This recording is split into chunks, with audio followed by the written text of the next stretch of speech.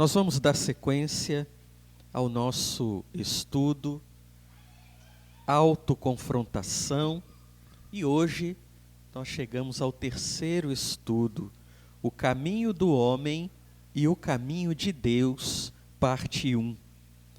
Nós já falamos um pouco sobre o caminho do homem, sobre o caminho de Deus, e eu gostaria de fazer uma breve revisão daquilo que vimos semana passada.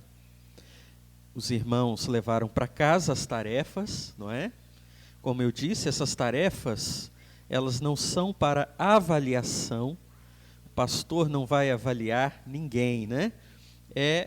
São tarefas para te ajudar a que o seu coração retenha o estudo que nós estamos promovendo. Porque a gente é muito esquecido, né? A gente estuda aqui, ouve a palavra, chega em casa, a gente consegue repetir pouco daquilo que ouvimos.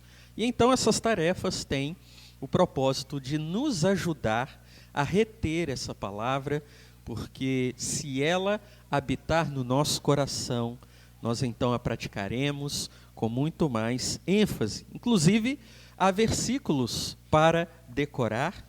O primeiro que nós decoramos foi Efésios 2, 8-9, não é?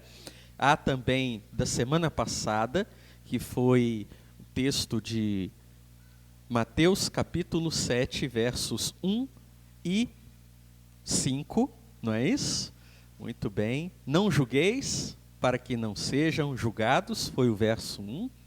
E o verso 5, hipócritas, tirem primeiro a trave do olho, e então enxergará bem para tirar o cisco do olho do teu irmão. Então nós temos aí já alguns textos decorados para memorizar. A gente memoriza tanta coisa, né? Tentar memorizar a palavra de Deus é algo maravilhoso. Nós vimos na semana passada aquilo que é preciso para uma pessoa crescer espiritualmente, que é o arrependimento constante e a mudança bíblica.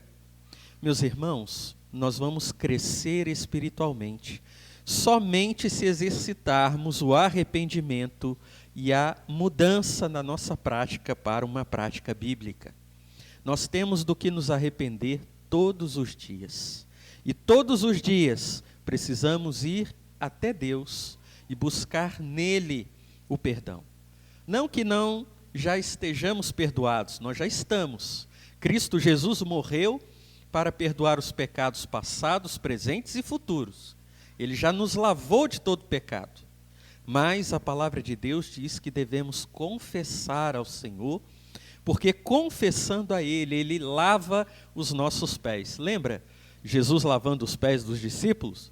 Pedro disse, né? Lava o corpo inteiro, não só os pés. E aí Jesus disse, não, Pedro, você só precisa ser lavado os pés, você já foi lavado o corpo inteiro, né? Então Jesus lavou o corpo inteiro com o seu sangue. E agora com a sua palavra Ele vai lavando nossos pés de caminhar neste mundo.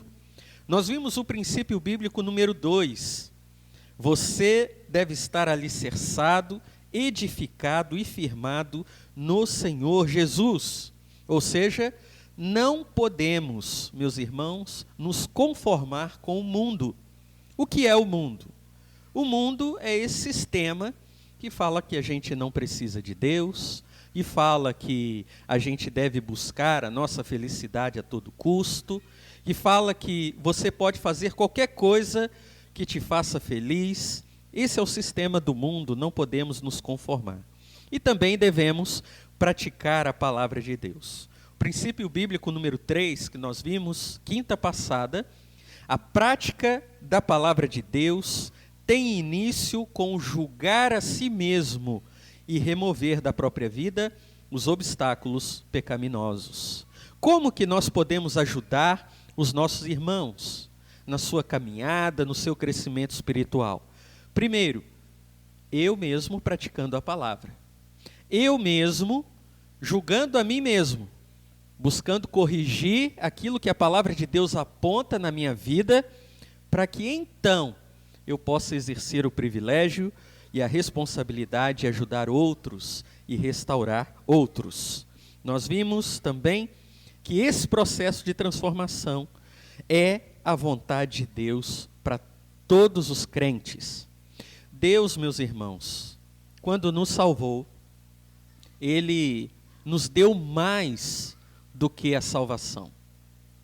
Muitas vezes a gente fala que crer no Senhor Jesus nos livra do inferno, nós ganhamos o céu, verdade. Só que não se restringe a isso. Jesus nos deu sim uma vida eterna, nos deu o perdão dos pecados, mas o Senhor nos deu com a salvação uma nova vida. E essa nova vida deve ser vivida. Nós não podemos, meus irmãos, dizer que fomos perdoados pelo Senhor, que cremos em Jesus, e continuar vivendo como se não tivéssemos nascido de novo. É por isso que o estudo de hoje vai tratar sobre o caminho do homem e o caminho de Deus.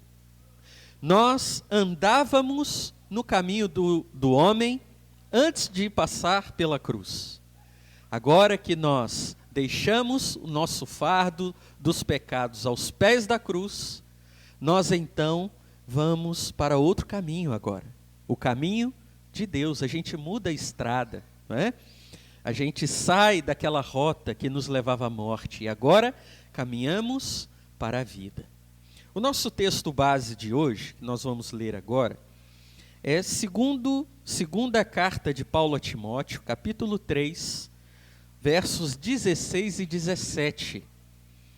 2 Timóteo 3, 16 e 17.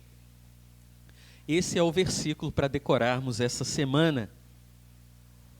2 Timóteo 3, 16 e 17. Diz assim, olha: toda a Escritura é divinamente inspirada e proveitosa para ensinar, para repreender, para corrigir, para instruir em justiça, a fim de que o homem de Deus tenha capacidade e pleno preparo para realizar toda boa obra. Paulo está afirmando para Timóteo, essa que foi a última carta de Paulo na sua vida. Toda a Escritura, ela é inspirada. Não é apenas parte dela, não é só o Novo Testamento, o Antigo Testamento também é. E o que isso quer dizer? Isso quer dizer que a Bíblia é a palavra de Deus. E cada palavra foi inspirada pelo Senhor. Mas qual foi o propósito de Deus ao nos dar a Escritura? E aí Paulo vai dizer, essa Escritura, inspirada divinamente, ela é proveitosa, ela é boa. O que é algo que se aproveita? Algo que é bom, que tem utilidade, que é importante. Mas é proveitosa para quê? Primeiro, ensinar. O que é ensinar? Imagina que você vai pegar uma estrada para um lugar que não conhece. E aí você para e pergunta, não é, para alguém, como eu faço para chegar em tal lugar? E a pessoa vai te dizer, olha, você segue aqui, essa semana eu passei por isso, né? Fui no Marote. Eu não tinha ido no Marote ainda. E eu não sabia onde era. Então eu parei, perguntei para um moço, e ele me disse, ó, você vai passar aqui, sentido para Sereno, e aí na segunda rua à direita você sobe. E aí eu achei. O que ele fez? Ele me ensinou o caminho. Então a palavra de Deus, ela é proveitosa para ensinar, para nos mostrar o caminho que devemos andar, as práticas que devemos ter. Mas ela também é proveitosa para repreender. E o que é isso? Imagine que eu estivesse entrado na rua errada e perguntasse, aqui é que vai para o Marote? E a pessoa ia dizer, não, você tem que voltar. Isso é o quê? Repreender.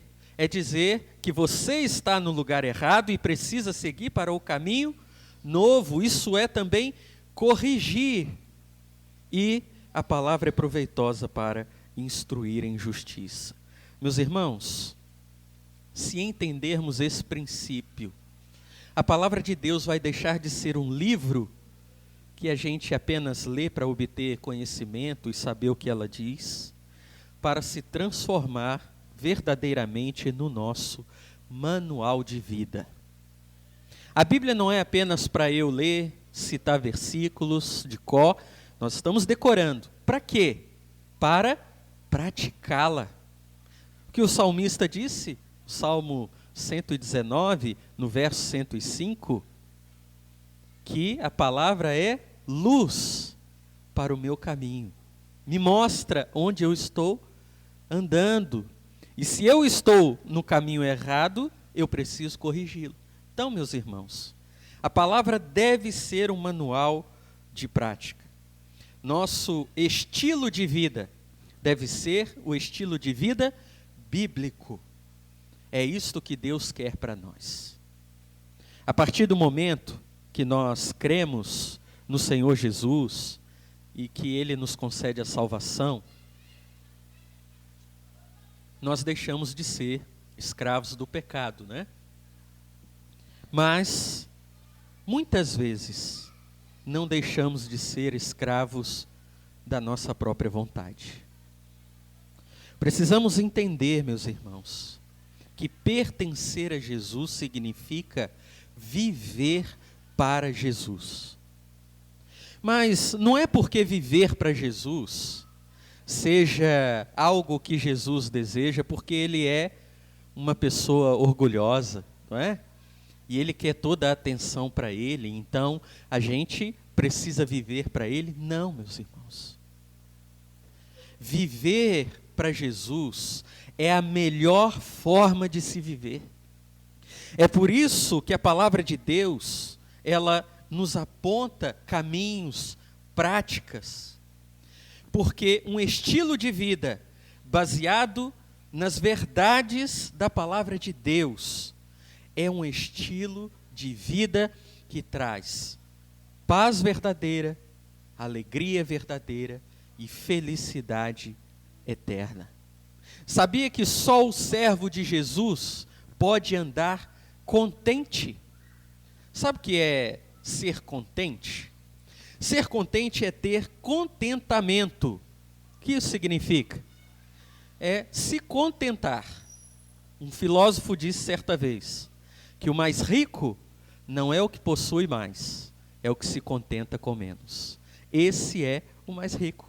Se contentou com menos, está feliz, ok. A verdade, meus irmãos, é que contentamento verdadeiro somente no Senhor Jesus, porque nele nós encontramos tudo que a nossa alma anseia. Quem não quer ser amado? Não é verdade? Onde encontramos um amor verdadeiro, que não trai, um amor que não frustra, que não decepciona? Só em Jesus. Todos os outros amores vão trazer tristeza para a gente em algum momento, é ou não é? Aí você casa, não é? E aí te avisam, você vai casar, lembra que não são só flores, não é assim? E de vez em quando a gente acha um espinho mesmo. Isso acontece, faz parte. Não quer dizer que o casamento não seja bom, pelo contrário. Mas a verdade é que, se eu esperar do meu cônjuge um amor que me satisfaça, que seja completo, perfeito, grandioso, eu vou me decepcionar, porque tem dia que ele vai ser egoísta. É ou não é? E Jesus? Jesus não. O Senhor Jesus ama perfeitamente. Eu quero um amigo. Gostaria tanto de ter um amigo. Não há amigo como Jesus. Jesus disse: quem é que dá a sua vida por seus amigos? Só Jesus fez isso. Jesus é aquele amigo que qualquer momento em que eu precisar que Ele me ouça, Ele está pronto para ouvir. Jesus é aquele amigo que me dá o seu ombro, qualquer situação em que eu esteja aflito, preocupado, angustiado. E mais, Jesus me dá o ombro para chorar. sem me julgar. Só Jesus é o verdadeiro amigo. Então, meus irmãos, nós vemos que o caminho de Deus, o caminho de servir a Jesus, é de fato o melhor caminho. Quando nós servimos a nós mesmos, nós damos, como diziam antigamente, murro em ponta de faca, não é? Não consigo nem imaginar a cena. Mas a verdade, meus irmãos, é que nós não sabemos o que é bom para nós mesmos. A gente acha que sabe. E no fim, depois quando a gente descobre que o que a gente achava que era bom, na verdade não era, por vezes a gente já saiu machucado, já saiu ferido, já saiu com o coração quebrado. Mas o Senhor sabe o que é bom para nós. Por isso, andar no caminho de Deus é o melhor. Agora, é fácil andar no caminho de Deus? Não. Por quê? Porque é nadar contra a correnteza, né? O mundo caminha para a perdição. E quando você caminha no caminho de Deus, você está ao contrário do sistema do mundo. E aí não é fácil. Mas acontece, meus irmãos, que nós andamos no caminho de Deus, agraciados com os recursos que Ele nos concedeu. Você não precisa exercitar sua musculatura para poder nadar contra a maré. Deus te deu tudo o que você precisa para caminhar no caminho de Deus. Se Deus ver que você precisa de mais força, Ele vai te dar mais força. Se Deus perceber que naquele momento você precisa de um empurrãozinho, Ele vai te dar um empurrãozinho. O fato é que o Senhor, é Ele quem nos conduz no caminho dEle e nos dá os recursos necessários para que possamos viver para Ele. Meus irmãos, tem muita gente buscando recursos para viver, mas recursos insuficientes. Recursos que fortalecem por um tempo, mas logo depois já não produz efeito. Seja medicamentoso, não estou dizendo que a gente não possa e não deva beber remédio. Deus nos deu a inteligência para isso e o homem desenvolveu a ciência. Agora, já viu aquela pessoa que só vive debaixo do poder de remédio? Ah, a vida está complicada, está difícil, então ela toma remédio para dormir de dia e à noite, porque ela não quer encarar os problemas. Acontece que quando o efeito do remédio passa, os problemas continuam lá, do mesmo jeito. Esse é um tipo de recurso que nós procuramos e que, na verdade, não contribui, não ajuda. Mas em Deus nós temos os verdadeiros recursos para vivermos a nova vida que Ele nos deu. Nós vamos para o princípio bíblico número 4. E nós vamos ver hoje 3 recursos que o Senhor nos concedeu para vivermos, para andarmos no caminho de Deus. O primeiro recurso que Ele nos deu foi a Bíblia. Está escrito assim, aí, princípio bíblico número 4. Visto que a palavra de Deus é a única autoridade em questão de fé e conduta, e o padrão legítimo e exclusivo para a avaliação de todos os aspectos da vida, você não deve se basear em nenhuma outra fonte. A palavra de Deus provê esperança, dá direção para mudanças no agir, pensamentos, palavras e ações. Ela é apropriada para equipá-lo para toda boa obra e desenvolver em você uma atitude de servo à semelhança de Cristo. Meus irmãos, que esse princípio número 4 diz para nós: a Bíblia é suficiente. A palavra de Deus, ela é a única autoridade. é o pastor que é a autoridade? Debaixo da palavra de Deus. Se desviou uma vírgula da palavra, acabou. A palavra de Deus, nas questões de fé. Quem me diz o que eu devo crer? A Bíblia. Se não está na Bíblia, eu preciso. Veja, estou falando de questões espirituais e de conduta. Não é? Porque muitos dizem por aí que você pode ter uma vida desregrada, em pecado, e que isso será bom para você. Muitos dizem. Agora, será que eles dizem a verdade? A palavra de Deus é a verdade. E aqui eu sei que encontrarei questões seguras de fé. Eu não serei enganado se eu estiver baseado na Escritura. A Escritura também é a única autoridade em questões de conduta e padrão de vida. Quem deve dizer como eu devo viver a minha vida? Deus deve dizer, só Ele. Porque Ele me criou todas as coisas, eu pertenço a Ele. E se Deus me diz a maneira que eu devo viver, a minha conduta e o meu padrão, onde eu vou encontrar essas informações? Na Escritura. Meus irmãos, é na Escritura que nós encontramos aquilo que Deus quer para nós, a direção para a nossa caminhada. Este é, então, o primeiro recurso que Deus nos dá para andarmos no caminho de Deus, as Escrituras. Princípio bíblico número 5, nós temos o segundo recurso que Deus nos concede para caminharmos no caminho de Deus, o Espírito Santo. E está escrito aí, somente pelo poder do Espírito Santo, você é capaz de viver uma vida abundante. Somente pelo poder do Espírito Santo.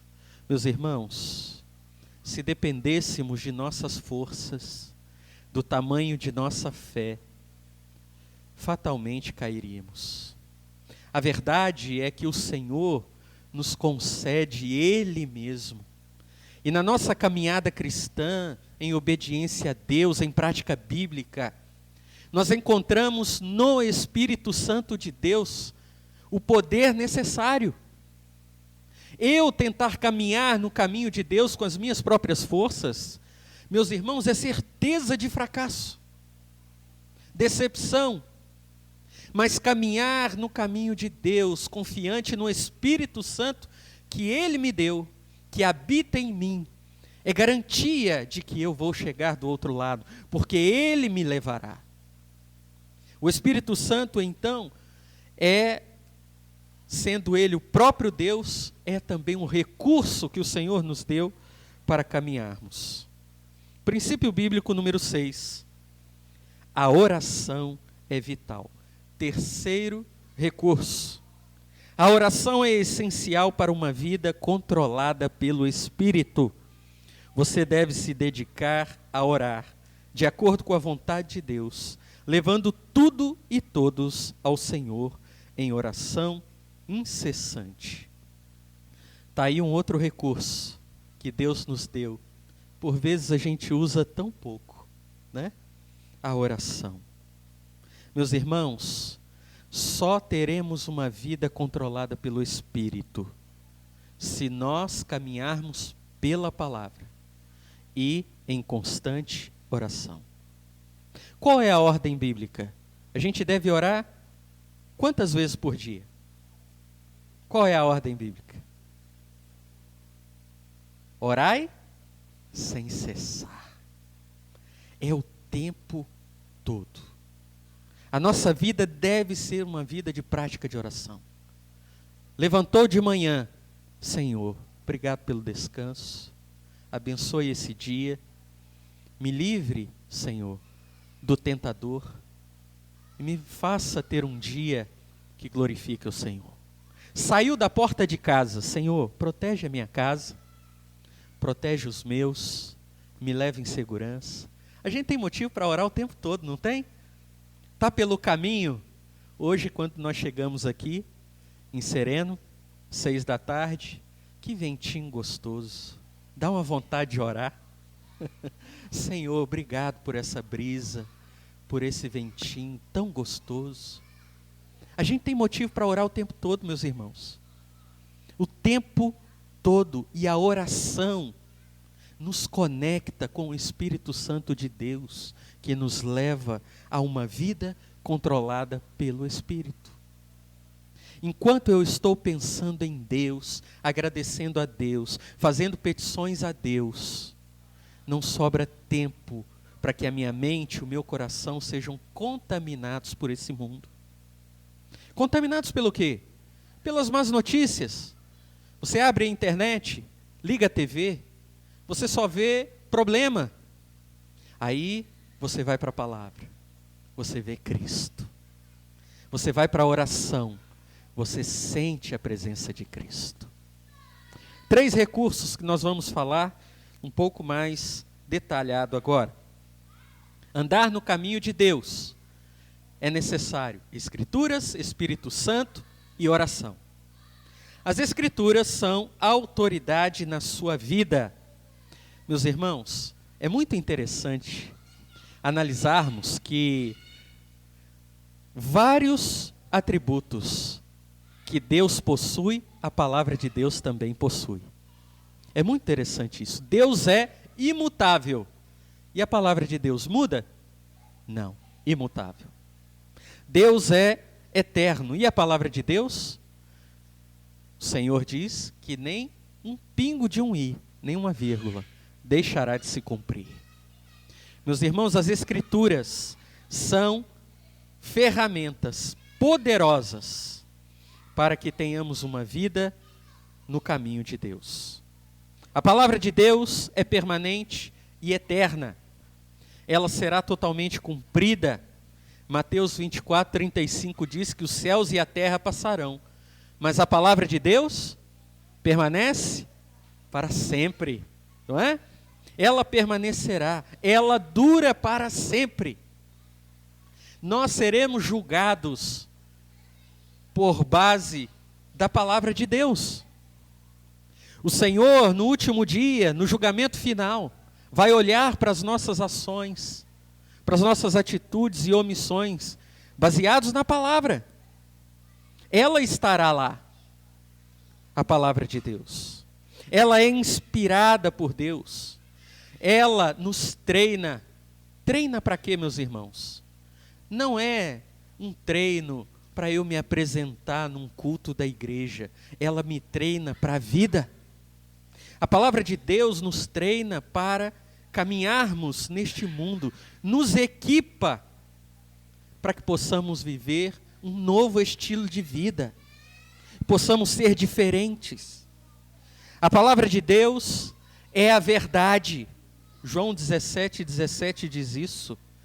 Toda a palavra de Deus é a verdade, não apenas uma parte. Por isso que Paulo orienta Timóteo que ele deve manejar bem a palavra de Deus. Por que manejar bem? Para que as pessoas possam ver que eu sei onde estão os livros da Bíblia, que eu sei onde estão os versículos. Isso não é manejar bem a palavra. Faz parte, mas não é o todo. Manejar bem a palavra de Deus é saber viver a partir dela. Eu sei quando eu preciso tomar uma decisão. Eu sei qual decisão tomar baseado na palavra de Deus. Isso é manejar bem a palavra. Quarto ponto aí. A palavra de Deus, a Escritura, deve habitar em você. Vamos ler Colossenses capítulo 3, verso 16. Colossenses 3:16.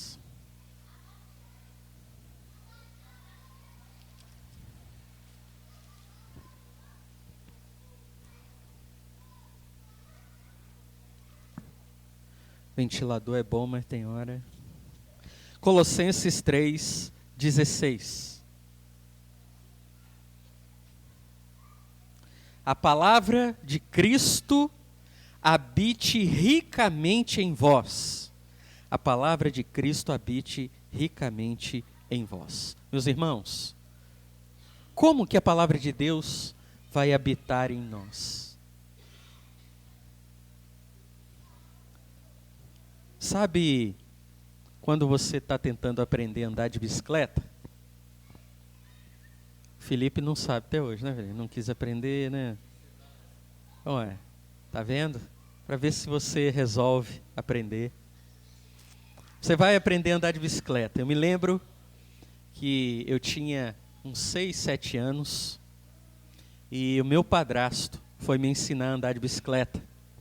Nós morávamos numa rua bastante comprida lá em Muriaé, e aí pegou a bicicleta, e eu já andava nela com rodinha, né, na calçada, e aí foi tirar a rodinha. E aí ele disse assim, olha, você vai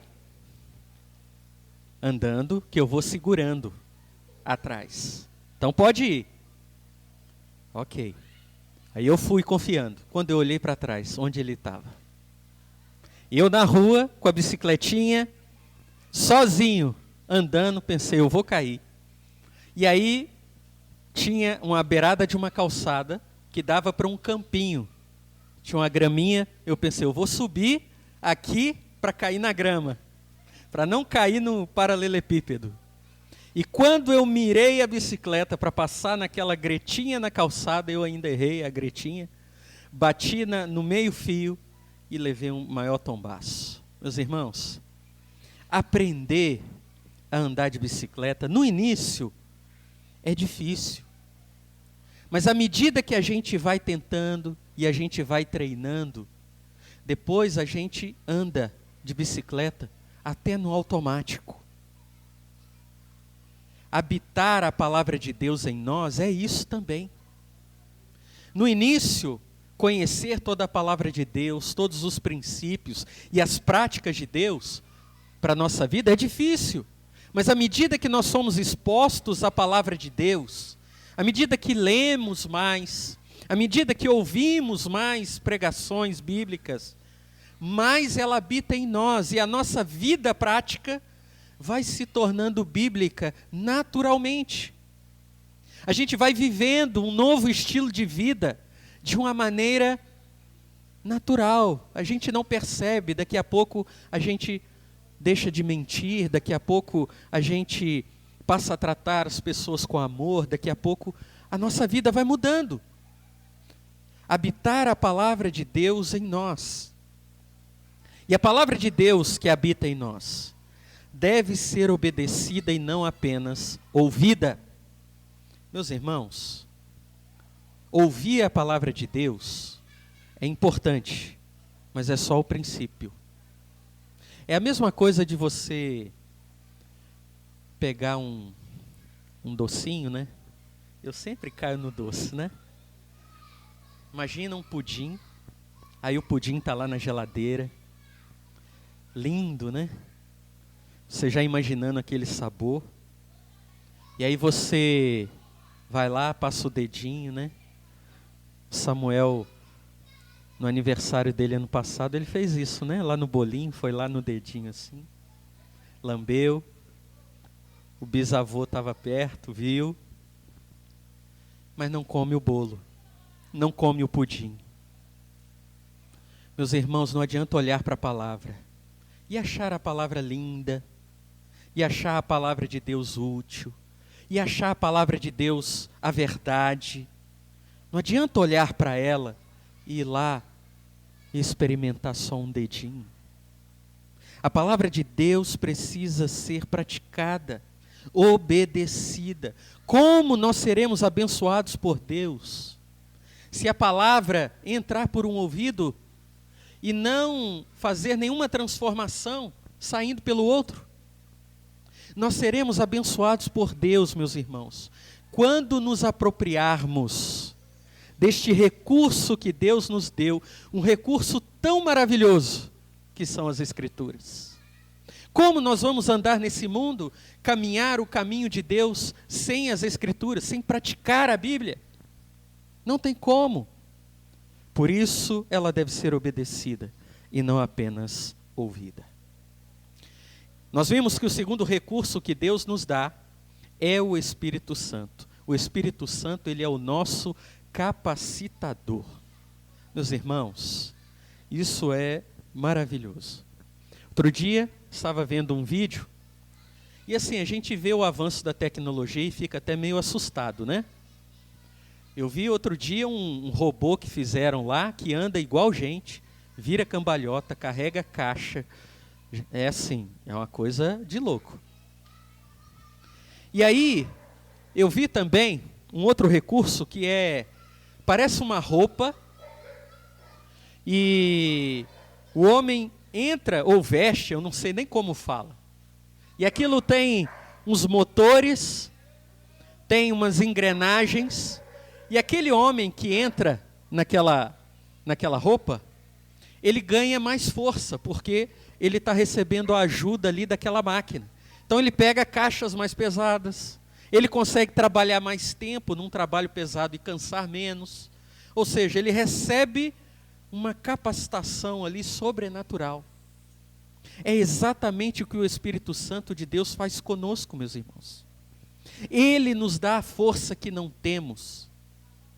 Ele nos dá, meus irmãos, a instrução e a sabedoria que não temos. Ele nos guia, Ele nos dá conselhos, Ele nos revela a sabedoria de Deus. Por isso, sem as Escrituras, sem o Espírito Santo de Deus, não podemos caminhar no caminho de Deus. Não aguentaríamos, não seria possível. Mas agora nós temos aquela roupa tecnológica que nos dá capacidade para fazê-lo. Agora, e o Espírito Santo? O Espírito Santo é só uma força? Tem religião por aí que diz que ele não é uma pessoa, ele é uma força. Mas o Espírito Santo, ele é Deus. Igualmente com o Pai e com o Filho. Ele é eterno, à semelhança do Pai e do Filho. Ele está presente em todo lugar, à semelhança do Pai e do Filho. Todos os versículos estão aí, no material de vocês, para conferir depois. Ele convence o mundo do pecado, da justiça e do juízo. Ele justifica os cristãos pela obra do Pai e do Filho. Ele batiza o crente no corpo de Cristo. E aqui, um parêntese. Batismo com o Espírito Santo. O que é isso? Batismo com o Espírito Santo, meus irmãos, é receber o Espírito, o selo do Espírito, a capacitação do Espírito para andar e caminhar neste mundo até chegar à glória celestial. Quando eu sou batizado pelo Espírito Santo? Quando eu recebo o Espírito. E quando eu recebo? Quando eu creio em Jesus. No momento da minha conversão, o Espírito passa a habitar em mim. Esse é o batismo. E esse batismo garante a minha nova vida, a minha participação no corpo e a minha capacitação para viver para Deus. O Espírito nos sela. O que é isso? Ele está em nós como um selo. O que garante que a sua carta vai chegar no destino? É o selo, não é? Se você não põe o selo, ela não chega no destino. O que garante que nós vamos chegar no céu? É o Espírito Santo de Deus que habita em nós. Ele é o nosso selo. Ele habita no crente. Ele santifica o crente. O que é santificar, meus irmãos? É separar para ser usado por Deus. Quem faz isso? O Espírito. Nos separa para Deus. Ele nos encoraja. Ele nos dá esperança. Ele intercede por nós. E Ele nos conforta. E mais, quanto mais vamos às Escrituras, quanto mais oramos a Deus, quanto mais praticamos a Bíblia, mais o Espírito Santo enche o crente. Uma pessoa cheia do Espírito Santo não é uma pessoa que pula, rodopia, grita, faz milagre, dá revelação, fala em línguas. Não. Uma pessoa cheia do Espírito Santo é uma pessoa que pratica a palavra de Deus. É uma pessoa que tem na vida dela as evidências do fruto do Espírito. Amor, longanimidade, benignidade, paciência, mansidão, domínio próprio e assim vai. Uma pessoa cheia do Espírito Santo, meus irmãos, ela é uma pessoa que aponta para Cristo. As pessoas veem Cristo nela. Sabe quando você chega num lugar, não é? Eu já falei um pouco sobre isso, você chega num lugar e a pessoa logo diz assim, você é crente, não é? Não por causa das suas roupas, né? Mas por causa do seu jeito de falar, do seu jeito de agir. Meus irmãos, a gente fica tão feliz, poxa, a pessoa percebeu que eu pertenço a Jesus. Isso é um sinal de que você está cheio do Espírito Santo. Ele faz isso e como é bom. Mas o terceiro recurso, terceiro e último, a oração, proporciona comunicação com Deus. Quando nós oramos, nós sentimos vontade de louvar a Deus. Coisa que, se a gente passa pelo dia sem orar, a gente não sente vontade, porque a correria do dia a dia nos distancia de Deus, não é? E a gente não lembra de Deus. Agora, se a gente ora a Deus, se a gente busca o Senhor, a gente sente vontade de adorá-lo, de louvá-lo, de cantar para Ele, cantar as obras dEle. A oração também dá oportunidade, meus irmãos, para intervenção divina. Como assim? Porque não há barreiras para a oração. Talvez eu não possa estar presente com alguém que eu queria tanto ajudar, mas a minha oração a Deus pode abençoá-la. A oração não tem fronteiras. E o Senhor me leva a buscar e a interceder por outros. A oração nos dá paz. A oração nos concede alegria completa. Está triste? Começa a orar. Senhor, estou tão triste hoje. E vai falando com Deus. E Deus vai enviando para você o óleo, o azeite. E você vai sentindo paz, alegria. Quem não ora não sente isso, meus irmãos. Agora o que a Bíblia diz sobre a oração? A Bíblia diz que Deus ouve a oração. Isso é o mais importante. Tenta falar com o Lula. Será que algum de nós aqui conseguiria?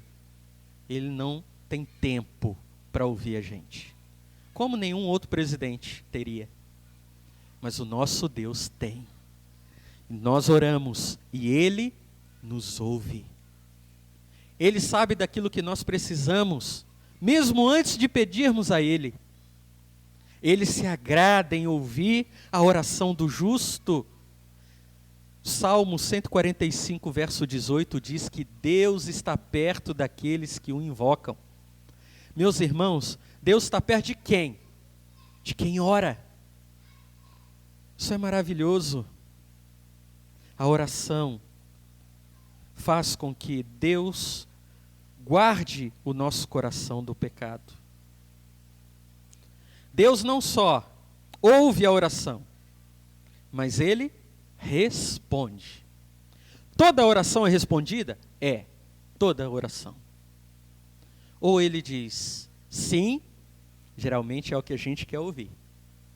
Ou Ele diz não, geralmente a gente não gosta.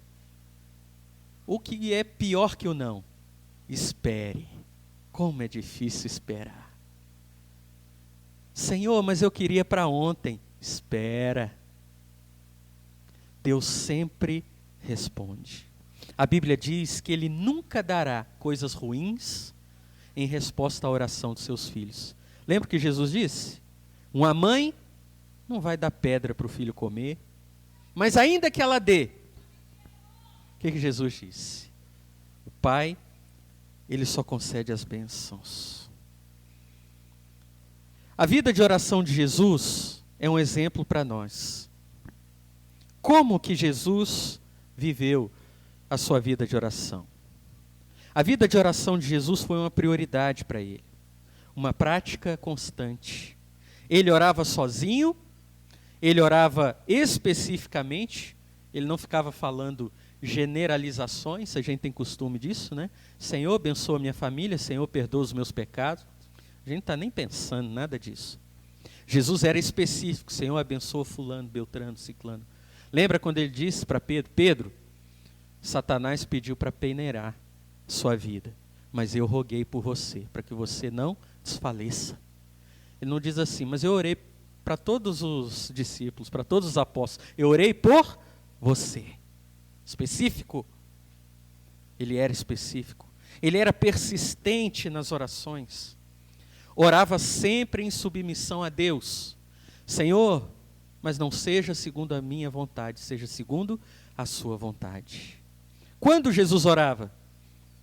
Ele orava no início, durante e no término do seu ministério.